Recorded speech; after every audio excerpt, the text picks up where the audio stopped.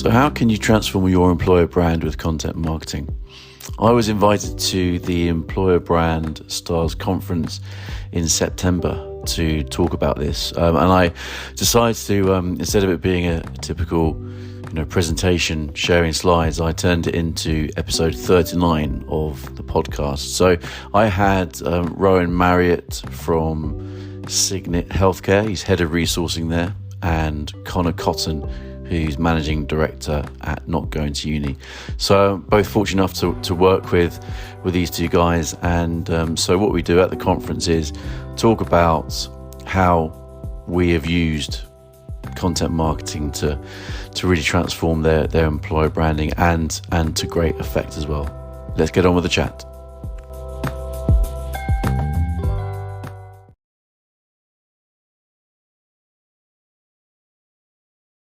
Good afternoon, everybody. I'm delighted to be here. Sorry about the few technical issues.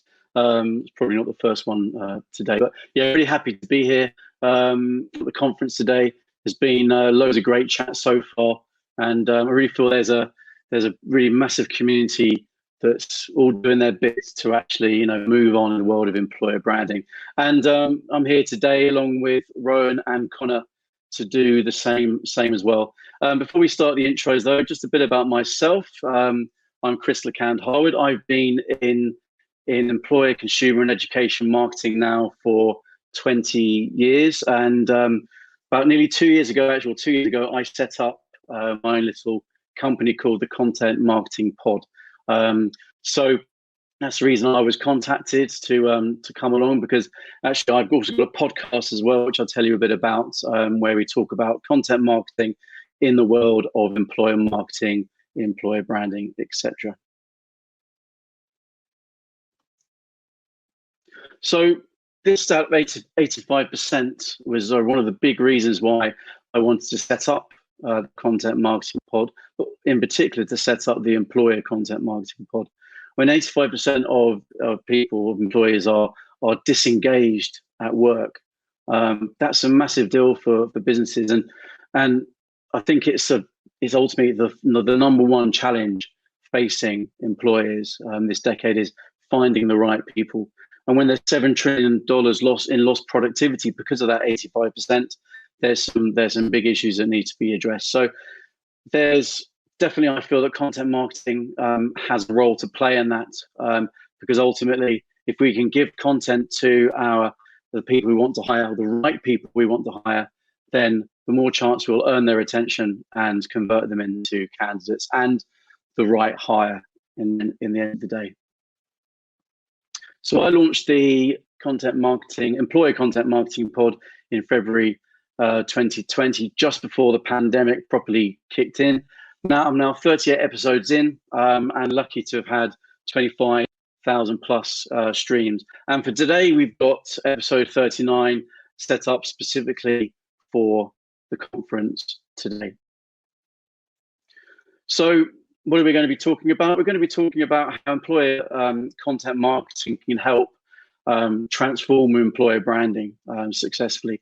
And I've got Rowan and Connor here today with me to help me share that with you. So first of all, let's introduce Rowan. He should be with us shortly. Okay, thanks, Chris. I think I'm in now. Beauty of doing this live and online. So my name's Rowan Marriott. I'm the head of resourcing at a company called Signet Healthcare. So we're a huge mental health and social care company in the UK. And my job is basically to recruit people in skill shortage areas. So it's quite a challenge. That's me. And Connor, we'll bring you into the session as well. Bear with me, people. I'm just trying to get Connor added. Hi, yeah. Hi, I'm Connor, how are you? Cotton. Yeah, good. I'm Connor Cotton. I'm the managing director at a company called Not Going to Uni, working in the early careers space to support students when they leave school and college, finding their alternatives to university and apprenticeships and other alternatives that are on offer. Good man. Thank you very much. Right. So what we'll do is just run through what we're going to be covering off today. So first of all, I thought it'd be good to, if we're saying employer content marketing, And let's talk about a definition. And let's then talk about the challenges that both Connor and Rowan are facing in their organizations. And then we'll get down to the dirt, really, in terms of, let's talk about the journey that they've been on and also some practical examples. And then we'll finish off with some advice so you can take some 6 key considerations to help turn your efforts more towards content marketing. And then we'll finish off with the Q&A.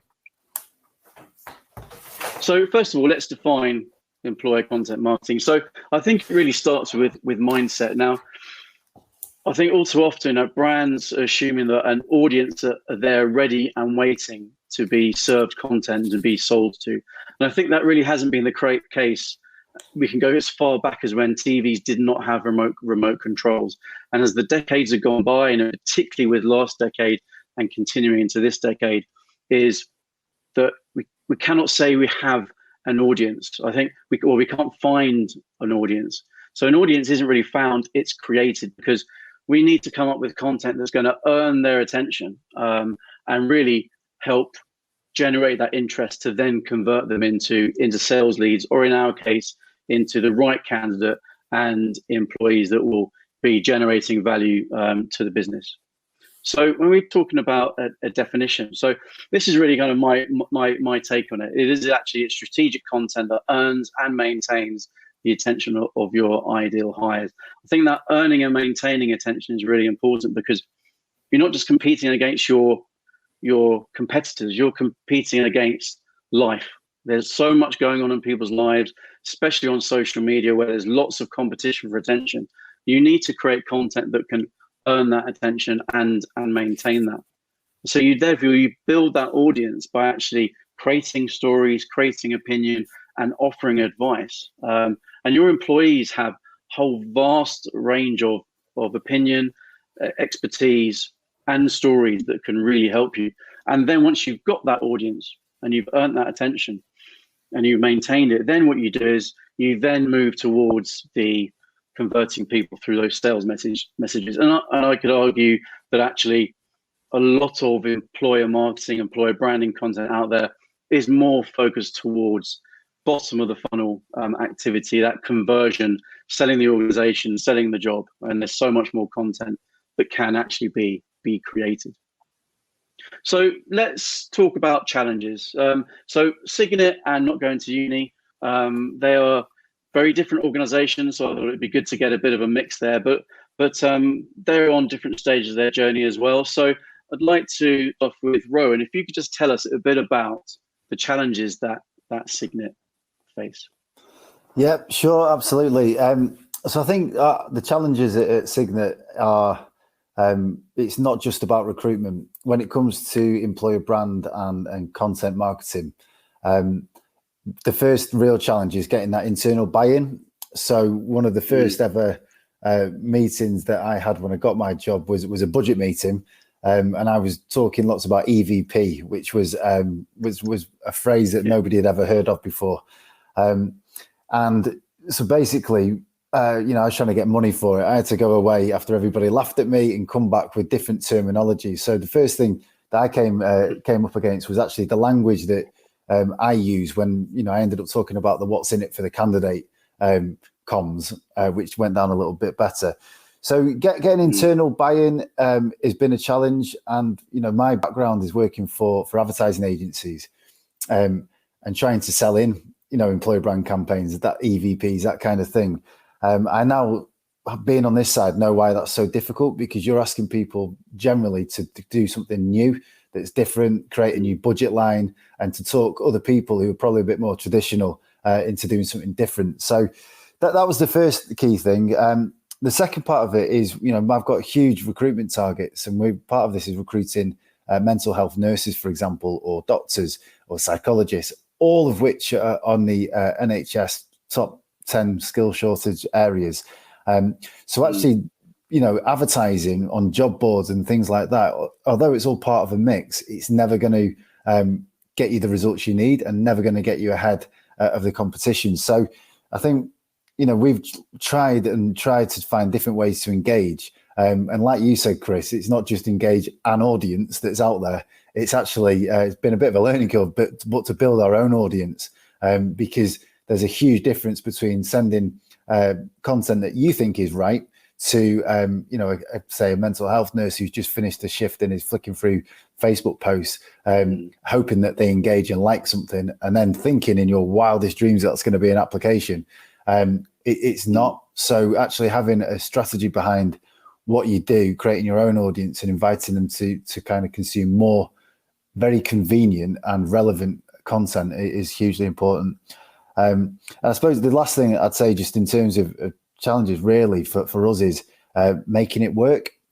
What I mean by that is I've worked with a number of kind of external agencies, if you like, since taking this role, where it's all been about lead generation, and a lot of challenge to me and my internal team is, how do you convert these leads into applications? When actually, I think if you really look at the metrics that is available, it's more interesting about how, are people engaging with the content and what's their journey after that? And, for example, one key metric for us is what happens on our career site, the amount of traffic that comes through, and, creating social media campaigns that have been really targeted with good research-based content with real people has led to a spike in applications through the career site. But it's been a long learning curve with trial and error. So, riddled with challenges, to be honest, Chris.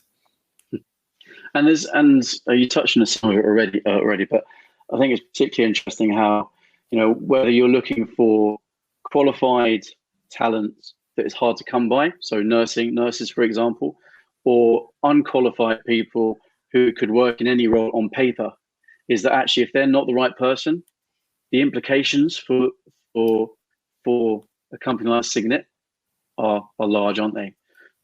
So actually to get the right talent isn't just a buzzword, a buzz phrase, is absolutely critical, rather than you could argue that maybe you're looking at maybe other companies where, maybe they don't generate as much revenue for their, for their clients as before. But when it comes to mental health care, it's pretty crucial, isn't it? Absolutely. So, the people we get in genuinely have the opportunity to change people's lives. We all do. Everybody works at Signet has got the same ultimate aim. And I suppose that what you just said has two prongs, because one is, we've got to get the right person. That's so important.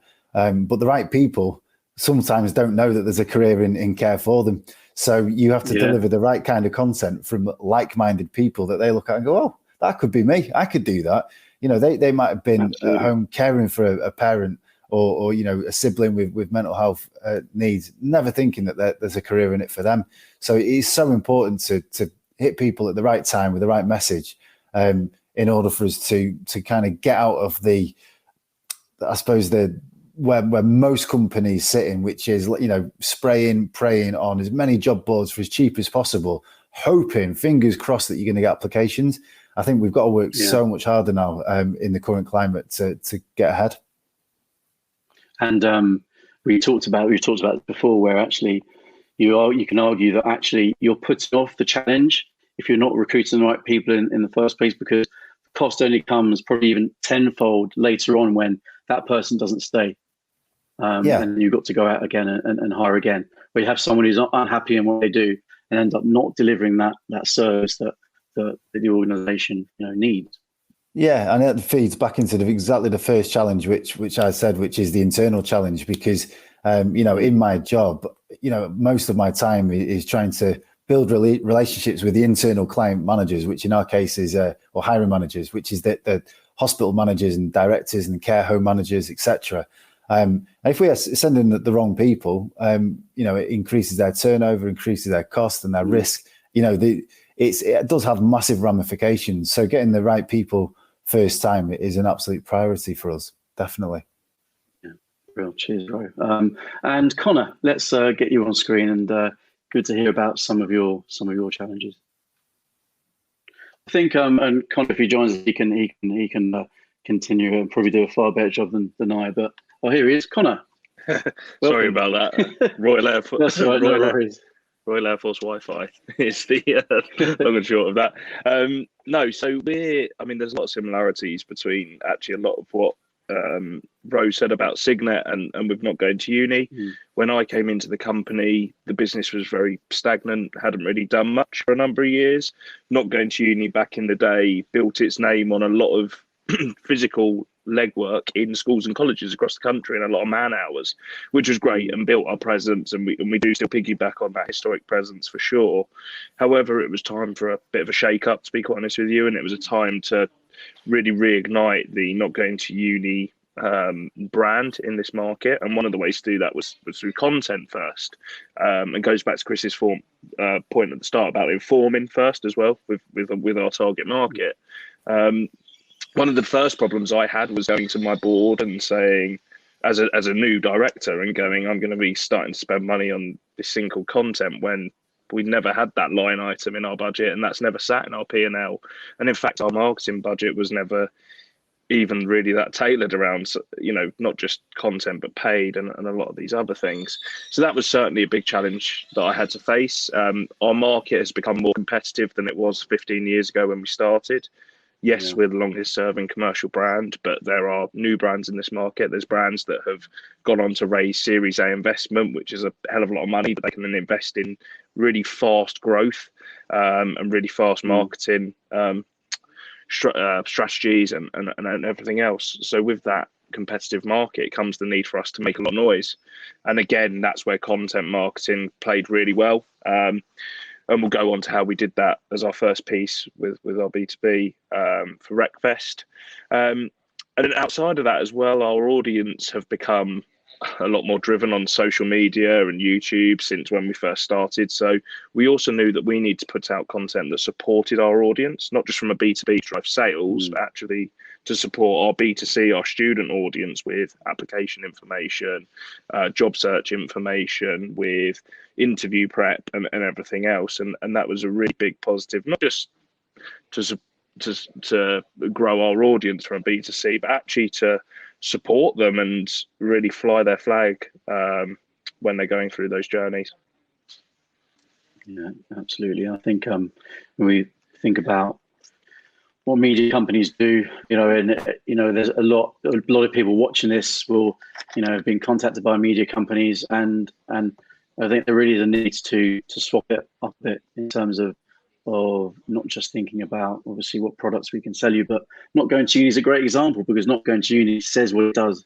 It's about people who decide that going to university is maybe not an option for them. So that in itself is a very kind of meaty topic to create content that's going to help the people that you want to become your customers. But then also you apply that approach to helping your clients recruit the right early careers talent. So, okay, good stuff. So let's go on to the next stage. Let me just get my slides right. So let's talk about some practical examples, and let's go straight back to Rowan and Signet Healthcare. Rowan, you've touched on some of this already, but let's chat about the journey that you've had. You're a few years into your new employer brand journey, aren't you? And kind of content marketing has been the kind of the last 12 to 15 months of that. Yeah, so I suppose my journey kind of comes before I actually joined Signet. So Signet was a client of mine when I was in ad agency world, and we actually had the opportunity to create their EVP and do a lot of the research behind it, which was a real kind of eye-opener. So when I got this job, I came with a massive belief in employer brand and in EVP, flying the flag for everybody who's watching this today.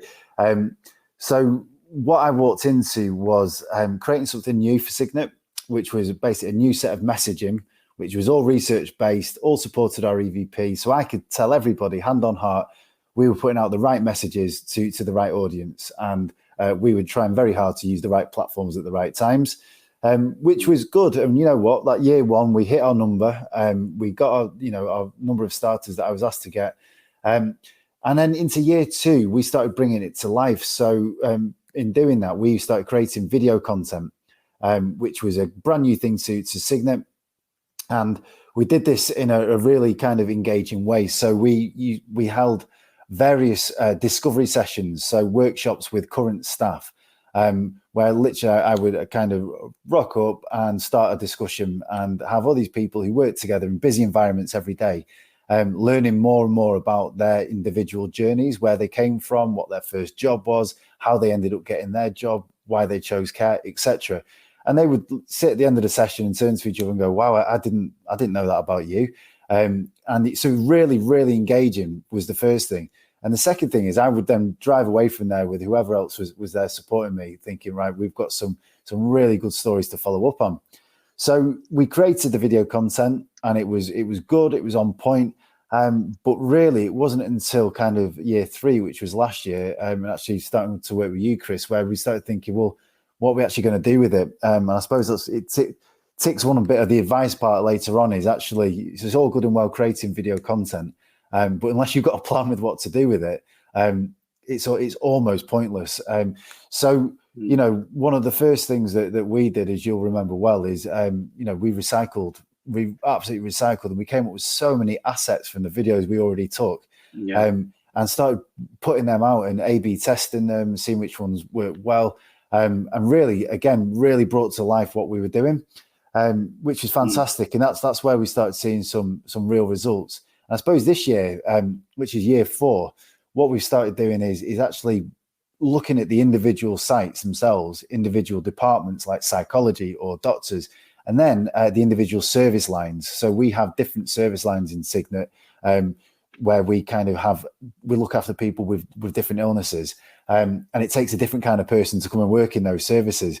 So we started creating content that's very specific, and lots of it, not big ticket glitzy videos where you hang all your hats on it and you have to use that one. We've created lots, and especially through the pandemic, Chris, the Zoom videos that we would take, and then very quick edits, very quick turnarounds, handing them to people who are the hiring managers and saying, there you go, we've got your content, go share it. And actually, because it's real and they're involved, they're more than happy to share it. Whereas if you give them something that's off the shelf, if you like, and you're saying, you know, this is great, this is on point, share it, that they don't. It's just the way it goes. No connection, is there?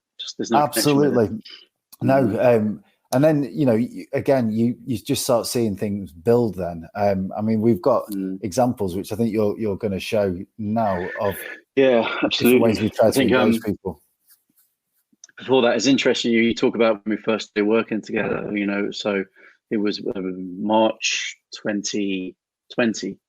And you had just only 2 months before that produced a lot of video. So, you know, it could have been that I would say, okay, well, you need to produce more video. But actually what I wanted to do is make sure that, okay, let's take those videos and let's just serialize it, because there was absolute gold in those videos. And there's no guarantee that we're expecting people to watch all of those videos to find that gold. So that's where I think we got some quick gains. We were piloting this approach, which then teed us up very nicely to everything else that kind of followed to that for the rest of 2020 and into 2021. I think a good example of what we've done. So they call it the talent pool content series, which is the work we've basically been doing in terms of production and planning for the last 12, 15 months. And I think a thing that particularly stands out, and I think ticks the box when we look at the definition of employer content marketing, is the podcast that we created. We created that podcast specifically for nurses, given the challenges that Rowan and Signet are facing, hiring the right nurses, but also just generally the sector faces in hiring nurses. So we'll just play that video, a little bit of a snippet of the episodes. If you're waiting for a time and space where you feel ready, you'll never be ready for anything. No. Ever. No. The perfect time doesn't exist. Absolutely. The perfect shift doesn't exist. The perfect nurse doesn't What's that exist. resilience, isn't it, as well? Like you say, the perfect shift doesn't exist. It's coming home, dusting yourself off and getting up next morning to go to handover.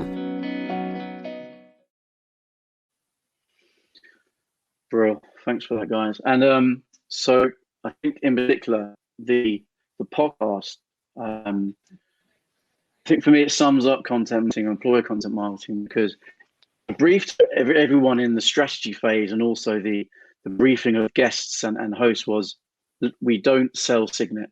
You know, there's plenty of there are ads out there that are doing the job or going, come and join us. What we need to do is we need to understand that, as Rowan's touched on already, we need to understand that nurses are busy, overworked, and they then even if they wanted to look for a job, they may not have the time to do so. So let's think about content that actually becomes a bit of a career utility for them.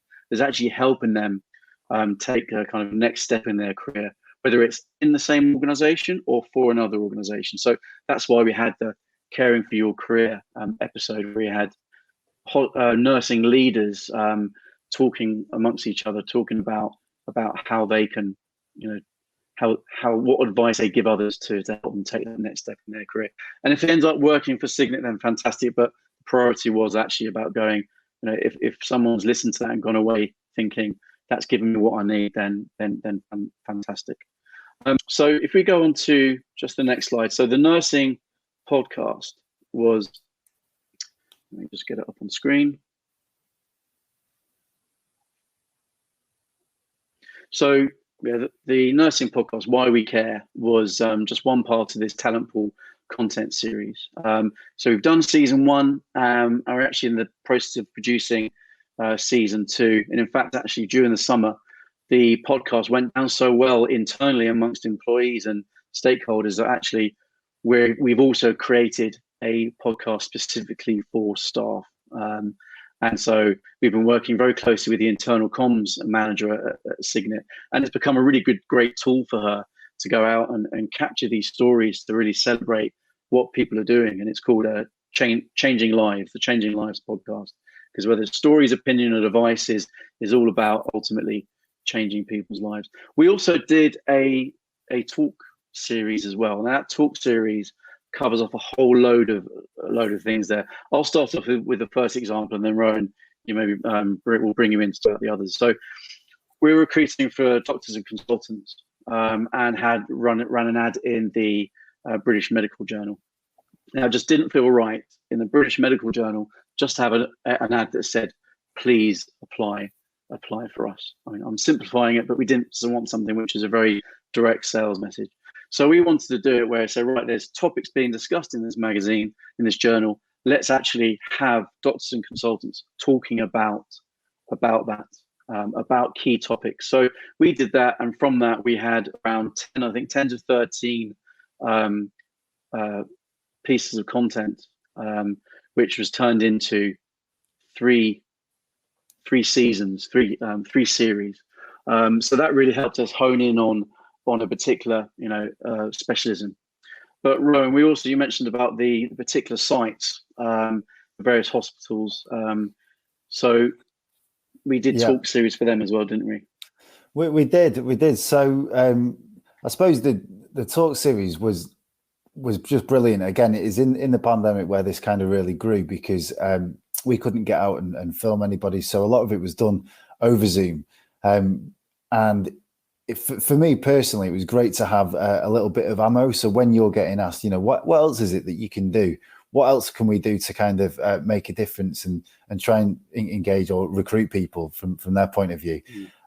So doing the talk series, like, I know what we can do. We can get you on a Zoom interview. It's going to be a bit of fun. It's very informal. And we just get them talking and outpour the USPs of the site, of the job role, what it's actually like to work there.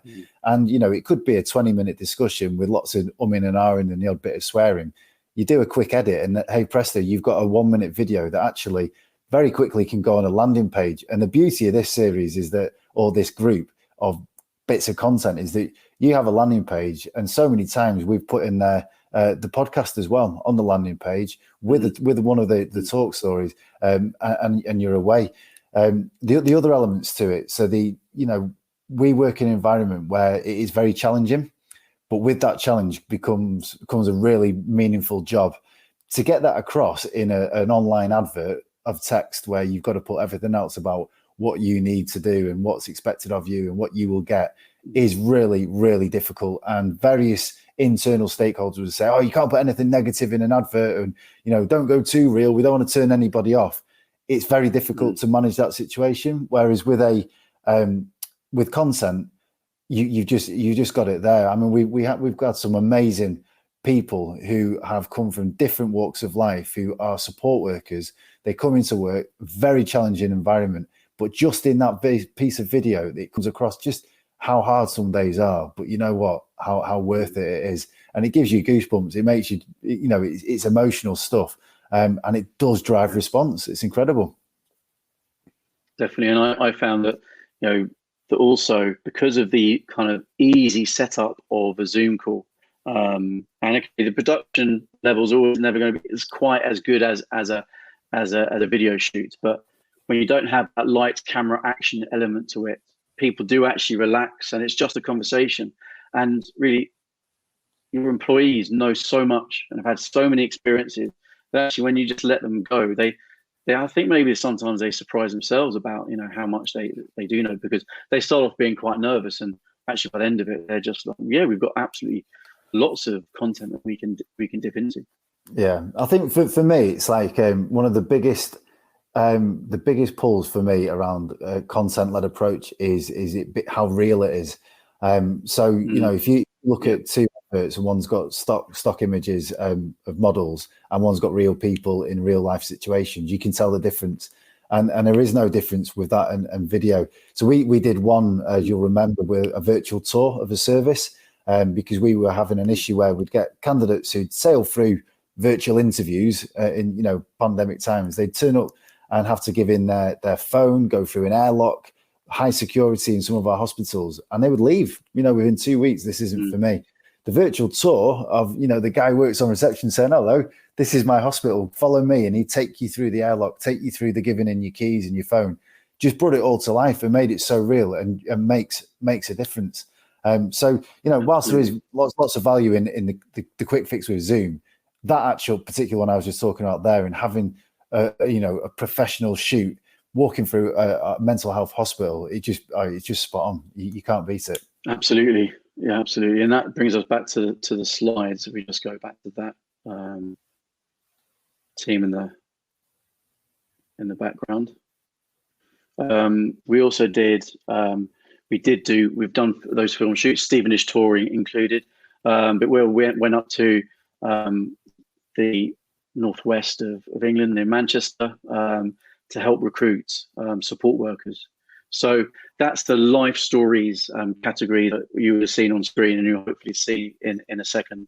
Those life stories are in particular, those people have those life skills. They've worked in different jobs, industries before, and didn't realise actually that they would have the skills to become great support workers. So we took that kind of natural conversational approach and applied it to a film shoot where we had interviews with support workers where they were very much, being very honest about the experiences they've had. And Pete, who's the big guy with a beard and the tattoos, is saying, to be honest, I've got to say it. And he pauses and says, I have been attacked, and then just goes into the thing about that's connected with that. So it turns it into a positive story. So that's the life stories piece. And then we've also got the kind of the final piece, the content-led approach, which is basically the Learn series. And that's the health career guide, isn't it, Rowan? Can you tell us a little bit about that?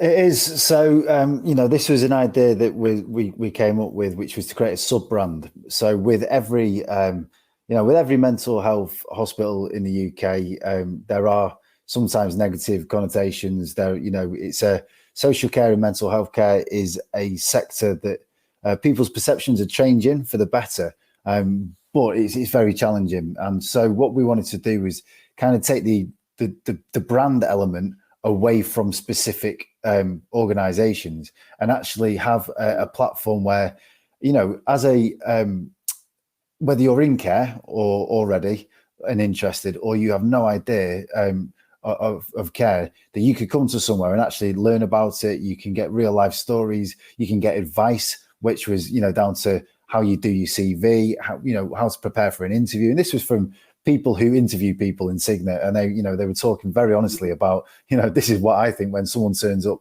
and they're like this, or when I get a CV that looks like that. We had experts by experience, so people who've come out of our services and now work with Signet.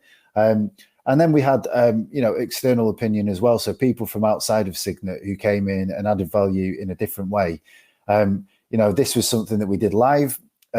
like we are doing now. It was also available kind of on demand as an after.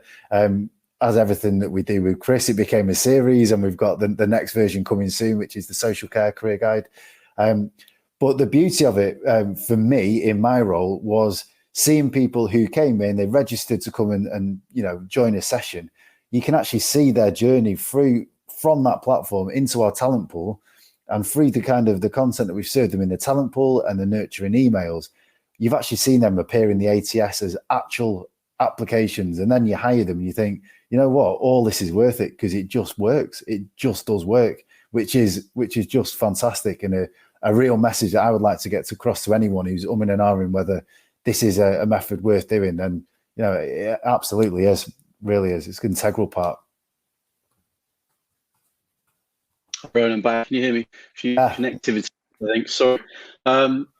Sorry. I must have probably missed a minute or so of what you were saying. So it was all very interesting. I promise you that. Yeah, no doubt, guaranteed. And then just on top of all that content, then Rowan's got recruiters who screen hundreds of thousands of CVs every year. So we then produce content that was advice from those recruiters. And then of course, last but not least, was actually then the more direct marketing messaging, which is around job ads, open days for people who are actually actively looking for jobs, and of course job fairs.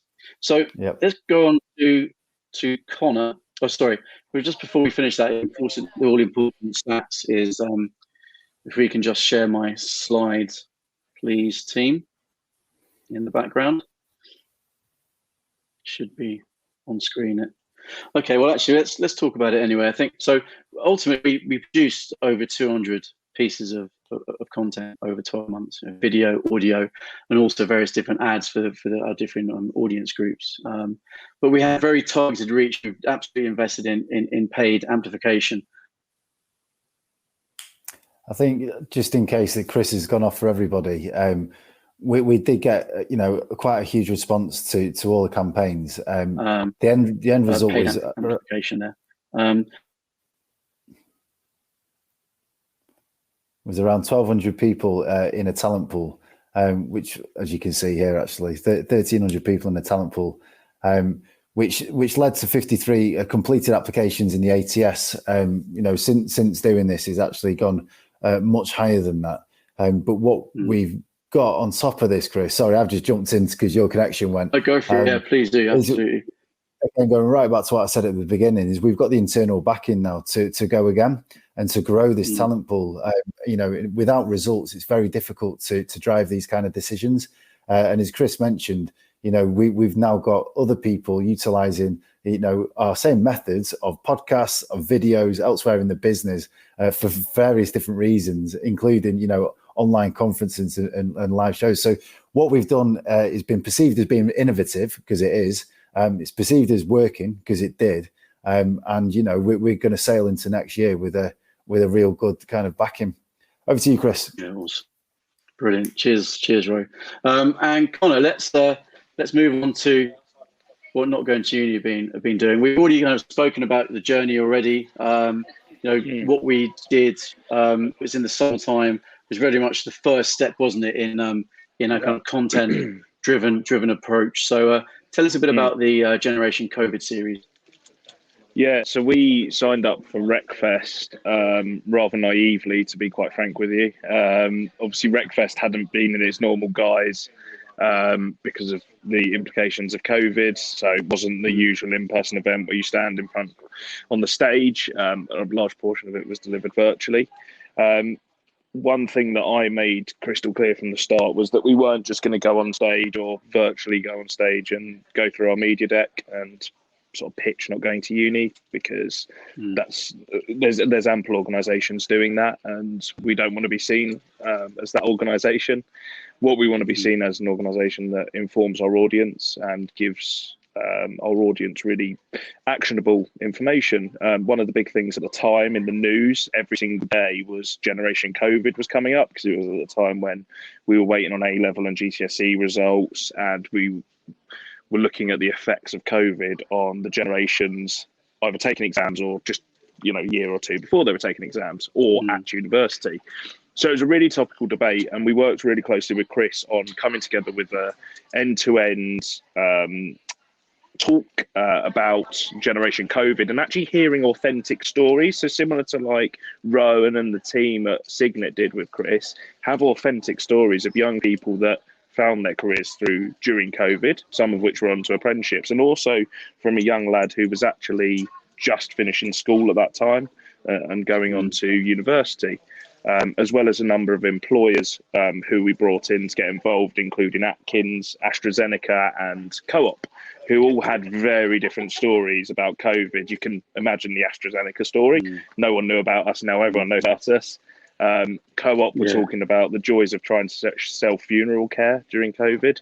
And Atkins talking about a lot of the engineering roles they were trying to sell. And we got to hear, it was great to be able to hear from kind of Generation COVID as well, because of your links with obviously school and college leavers and apprentices. We managed to get access to them, and so that's really valuable. And going back to the thing about it not being a sales deck is, you don't want to go. It's rare you go to a conference and you're happy to be sold to, So that approach I think is really important.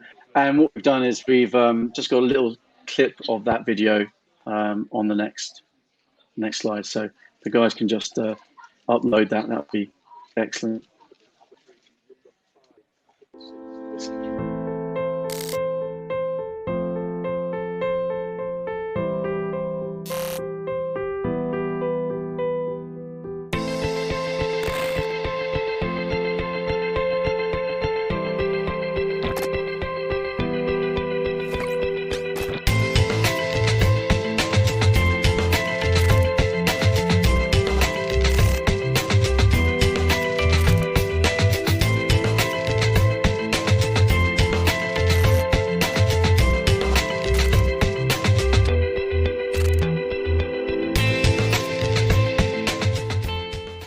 Hi everybody and welcome to the Not Going to Uni student panel here at RecFest this afternoon. It is lovely to be here and to be presenting on behalf of Not Going to Uni. So yeah, that was a 60-minute conversation, 6 minutes of conversation total, and we cut it down to, I think it was 28 minutes for the actual for RecFest. But we're actually in the process now of actually producing 3 episodes of that content, so we were making the most of the content that didn't make the cut for the RecFest. But so that's going to be rolling out over the next few weeks. But Connor, you want to just talk about the just kind of the stats that have just come from even just the beginning of your journey? Yeah. So obviously you can see the stats, and they're 100% incredible. I mean, just looking at the bottom one, which is the one that this all leads to, the cost per lead. We've done throughout COVID, when I joined in January, we did a number of different events, many of which were the typical virtual stand, which I'm sure you've all been to, where you upload your decks and things like that. And this absolutely trumps that in terms of cost per lead, the leads generated and the quality of those leads, which was fantastic. So this has shaped our B2B strategy going forward. Our B2B strategy is a lot of content because we know that it works now, and we know that employers and training providers in colleges and everyone else are crying out for content like this. They want to hear a different voice, and they want to hear unique, interesting information that supports them and helps them. The conversation Generation COVID helped organisations guide their strategy for coming out of COVID and engaging with young people. The biggest part and rollout from this as well is our B2C strategy and actually our offering for clients.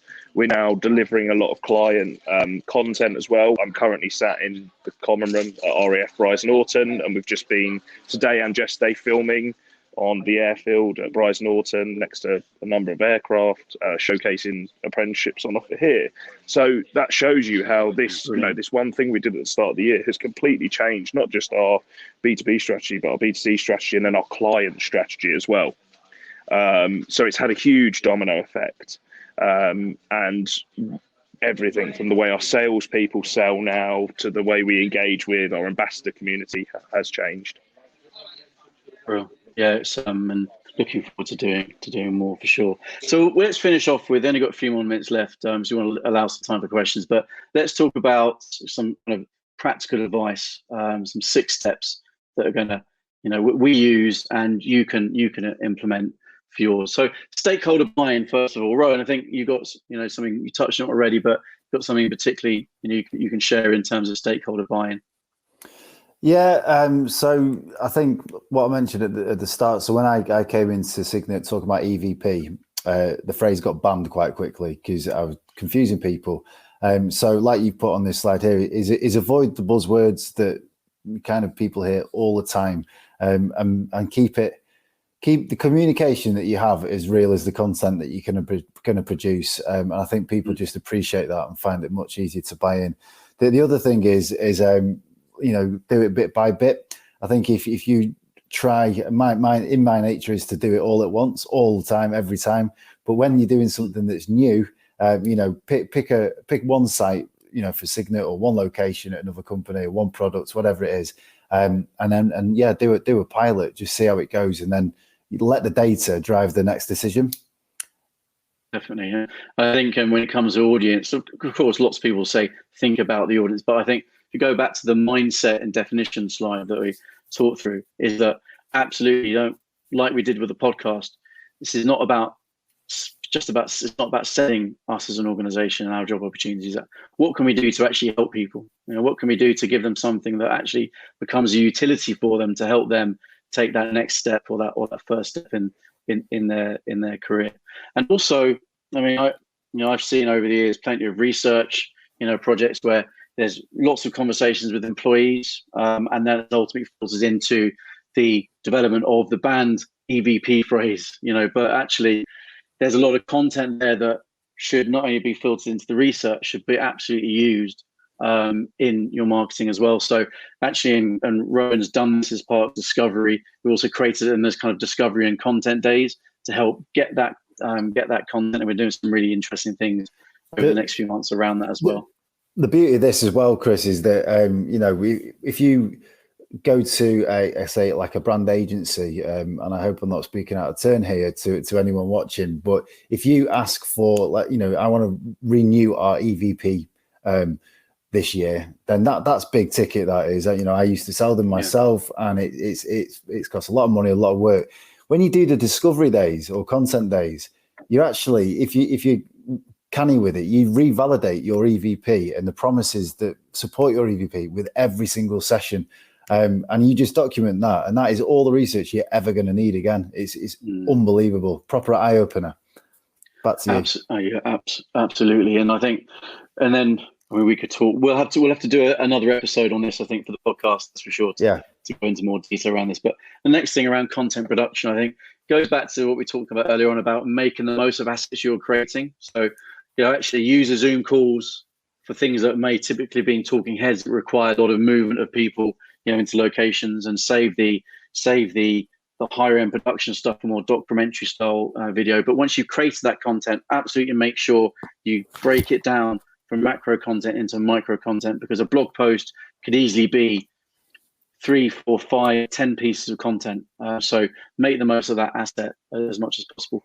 And then in terms of promotion, Rowan's already mentioned some of this already, but by involving employees in actually, obviously, the creation of that content, and especially we found by doing things like the remote recordings through the Zoom style calls, is you don't just use them as influencers and you will free reach. You're using them as content creators, and when they're involved in it and they're like properly bought into it, then there is absolutely more chance they share that content. But don't just rely on that free reach. Absolutely make sure when you're doing your production budget for a piece of content or a content program, you've got to make sure that, say, 30% of that budget is allocated towards promotion, even if it means doing less content but maybe focusing more on quality. And then that serialization I'm talking about, and make sure you do have that there, because even if you do get that free reach, you're not guaranteed that the right people see that. And we all know now, especially with social media, with programmatic, you can reach the right people, absolutely. But reaching them is, just because you can reach them doesn't mean you reach them with anything. So actually take that employer content marketing mindset, be like a media company yourself, and think about the content you need to create to then actually build your own audience. So you don't have to pay for that reach every single time, and actually then think about, well, okay, but are there enough talent pools out there that do job vacancies only? Yes, there absolutely are, definitely. So think about what content that's been created there can then be filtered into the talent pool lead nurturing comms, because actually, just because you've got their contact details, it's just really a very early stage in the process. You've got that competition in your message feed and also your inbox as well. That means that you've really got to compete for that attention even after someone's signed up. And then, as we've touched on already, is like content marketing is absolutely long term. So that thing about piloting, test it, scale it, test it and scale it, get stakeholders really into the success of it and taking part in it. And then you'll be bit by bit increasing the share of your marketing budget towards the approach that we are talking about. So we'll finish off with any questions, but before that, if anyone wants to follow on the conversation after that, because I know we're short on time, feel free to connect with us on LinkedIn. And of course, pop over to your podcast player of preference and listen to the Employer Content Marketing Pod. We've got plenty of episodes there that are representing the kind of things we've been talking about today.